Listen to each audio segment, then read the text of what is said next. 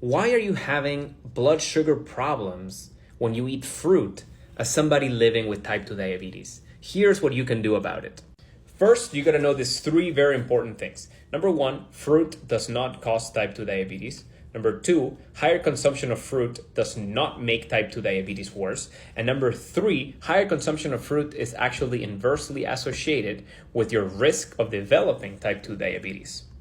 A lot of people living with type 2 diabetes tend to avoid eating fruits like mangoes, bananas, and pineapples because it spikes up their blood sugar levels.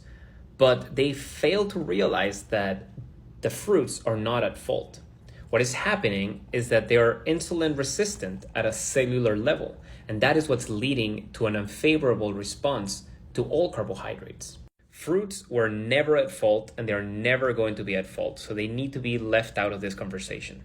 All the meta-analysis of cohort randomized controlled trials point that higher consumption of fruits lowers your risk for developing type 2 diabetes.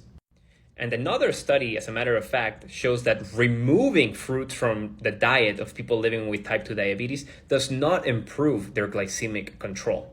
So you have to understand that carbohydrates in their whole form, whether they come from fruits, from vegetables, from whole grains, from legumes, they're not bad for type 2 diabetes. But if they're currently spiking you up beyond normal levels, then you have to understand that it's not the whole grains, it's not the fruits, it's not the vegetables, it's the insulin resistance that has developed inside of your cells that is making you unable to tolerate carbohydrates correctly.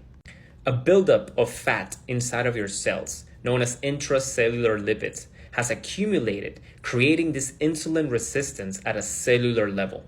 This is the root cause of your high blood sugar problems. This is what it's leading you to become carbohydrate intolerant.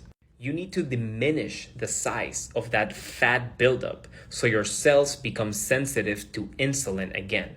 And if you didn't know, insulin is that hormone that opens your cells so glucose can go inside of them. So how do you do this? Through lifestyle changes, proper nutrition, and proper movement.